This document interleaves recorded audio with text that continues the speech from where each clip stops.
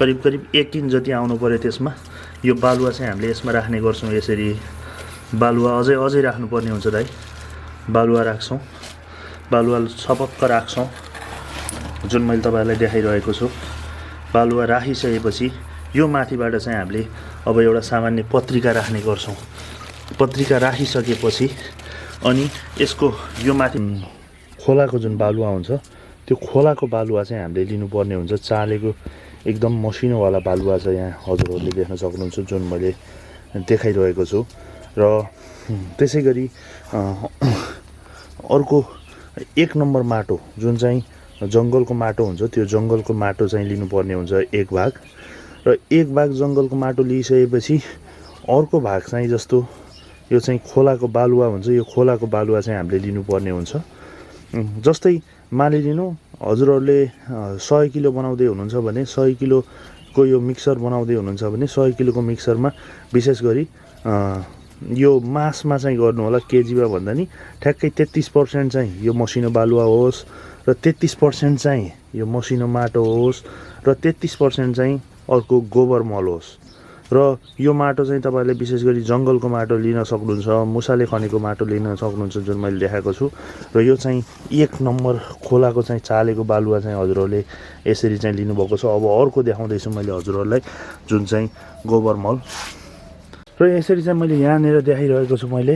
अब चाहिँ यो 1 नम्बर जुन गोबर मल हुन्छ त्यो गोबर मल हामीले चाहिँ 1 भाग चाहिँ हाल्नुपर्ने हुन्छ जुन मैले हजुरहरूलाई देखाइरहेको छु।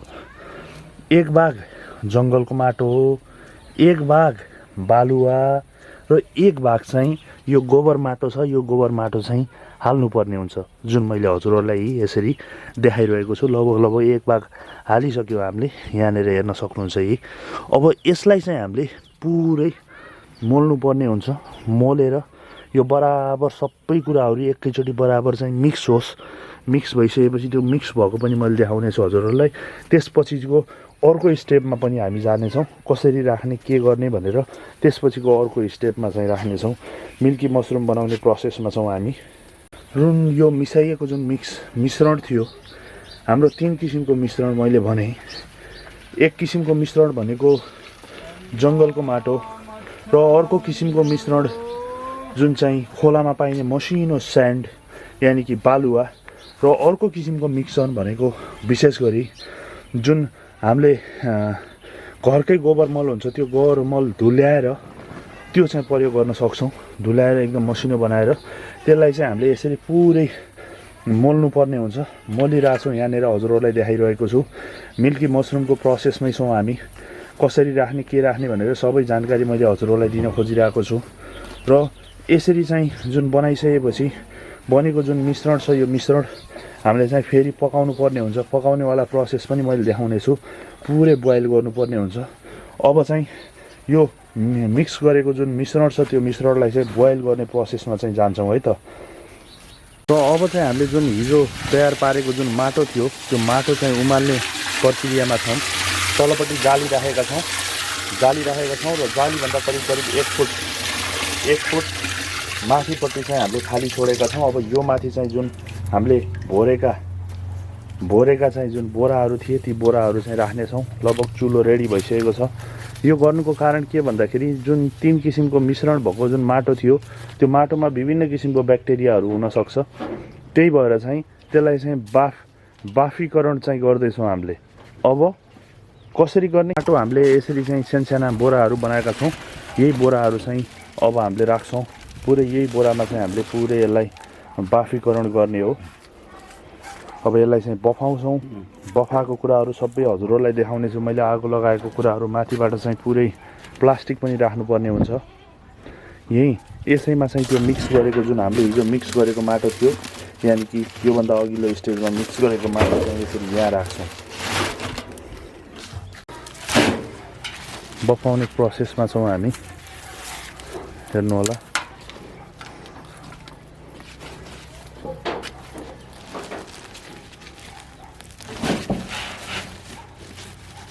र यहाँ चाहिँ हामीले राख्दैछौँ जुन हजुरहरूलाई देखाएका छौँ। तलपट्टि चाहिँ पानी भरेका छौँ। पानी भरिसकेपछि बिचमा स्ट्यान्ड छ। स्ट्यान्डबाट यसरी राखिरहेका छौँ।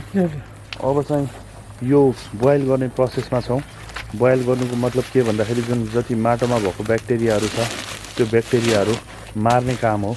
म्याक्सिमम टेम्परेचर दिएर चाहिँ हामीले यसलाई मार्नुपर्ने हुन्छ, यानि कि त्यो न्यूनीकरण गर्नुपर्ने हुन्छ जति पनि ब्याक्टेरिया छ। र यही प्रोसेसबाट हो। र यसमाथिबाट चाहिँ हामीले प्लास्टिकले फेरि सर बेर्छौँ। प्लास्टिकले बेरेर अनि यसबाट चाहिँ बाफ निकाल्ने गर्छौँ हामीले। बाफ निकालिसकेपछि करिब 2 घन्टासम्म यो माटोलाई चाहिँ हामीले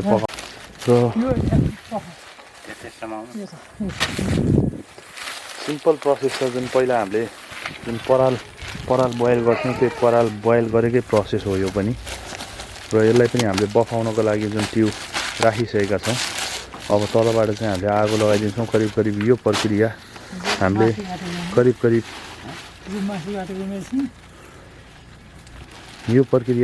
हामी 1.5-2 घन्टासम्म चाहिँ यसलाई बोइल गर्नुपर्ने हुन्छ। सिम्पल छ, एकदम सिम्पल प्रोसेस।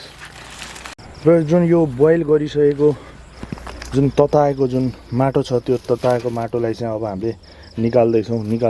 यो पुरै एकदम म्याक्सिमम टेम्परेचरमा चाहिँ हिट गर्नुपर्ने हुन्छ।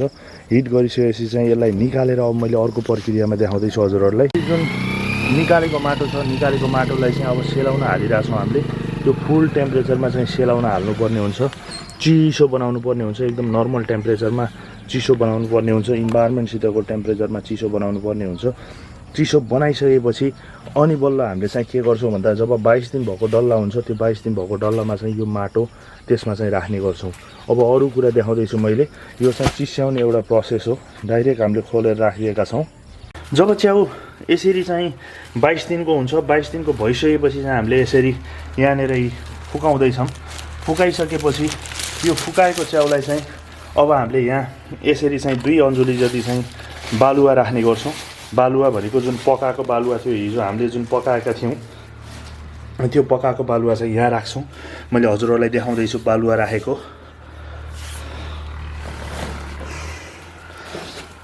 हेर्न सक्नुहुन्छ कि यसमा बालुवा राख्दैछौँ हामीले।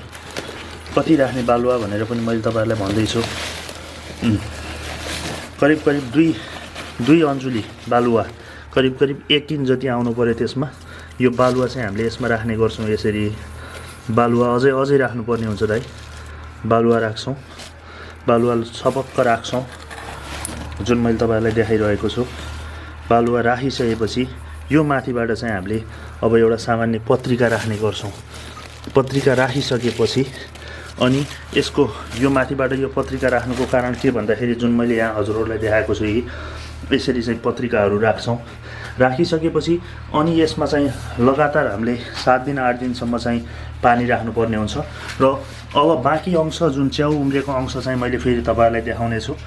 यहाँ हेर्न सक्नुहुन्छ हामीले यहाँ जुन गराउँदै गरेको पेपर राख्दैछौँ। सामान्य तरिका छ पेपर राख्ने, हेर्न सक्नुहुन्छ कि यसरी पेपर राखिदिँदा यहाँ पानी हाल्दाखेरि डाइरेक्ट तलपट्टि पानी नजाओस् भनेर यसरी चाहिँ खास पेपर राखेको हामीले यहाँ जुन मैले हजुरहरूलाई देखाइरहेको छु। र यसरी चाहिँ हामीले गर्मी मौसममा पनि यो मिल्की मसरुम गर्न सक्छौँ। र करिब 7 दिनसम्म पानी हालिसकेपछि यसैबाट चाहिँ च्याउ उम्रिने गर्छ। त्यो कुरा पनि मैले आउने दिनहरूमा हजुरहरूलाई देखाउने छु अर्को पार्टमा है त। आजलाई चाहिँ हामी बिदा हुन्छौँ।